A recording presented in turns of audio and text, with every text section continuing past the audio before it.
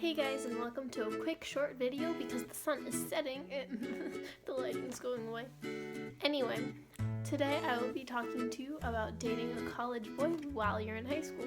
Now the first thing you should know is that there are laws, and laws mean age restrictions. So please keep that in mind before pursuing someone who is older and or younger. Going off of that is that he is older and there will be comments. Basically with my boyfriend, it was very difficult in the beginning. Not on my side, but more so on his. Because he was the older guy dating the freshman girl as a senior in high school. And I'm a freshman in high school. So it was kind of like his friends would be like, oh, what are you doing? His parents are like, oh, what are you doing? It's okay. In the beginning, that did kind of throw him off. He was uncertain. I kind of enforced my, I was like, hey, I like you, you like me, we can make this work. Basically, also something you should know is that there is only a 2-year difference between us. So right now, I'm 16 and he's 18.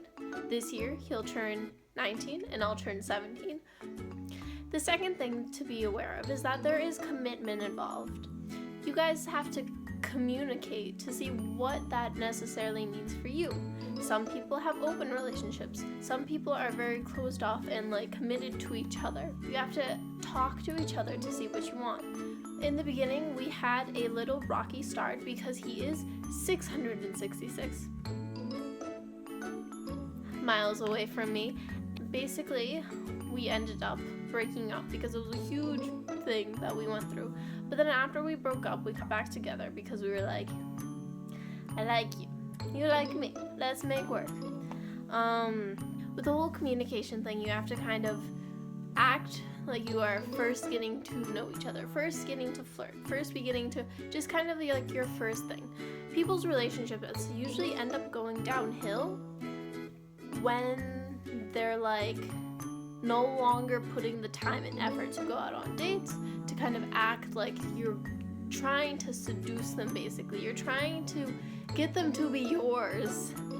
And everyone knows that whole flirting stage where you're like, hey, and they're like, hey, but then when you start dating, for some reason everyone just gets comfortable and they're like, I'm done. So you can't be done. He's you guys are still both trying to attract each other. And with the whole age difference and with the whole both different experiences, you'll be kind of put into the position where you're going to have to try harder because you're facing more people. And the last thing I'm going to talk about is jealousy. You will both get jealous. Maybe sometimes I feel like I get jealous more. That could be because I'm a girl. That could be because I'm in high school. I don't know. I don't care. I just know I get really jealous really easily. So you guys, you have to communicate and you have to make sure that, both of you understand what's happening. You have to keep each other informed, keep each other aware of all your mental situation, how you're feeling at the time. Just talk to each other. But other than that, I think it can work.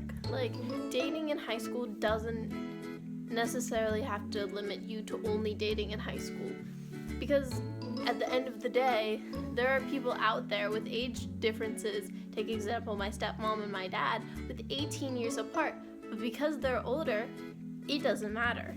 So once you pass the law, then really, if you like each other, go for it. Alright, that's all I have for you today, guys. I will see you later.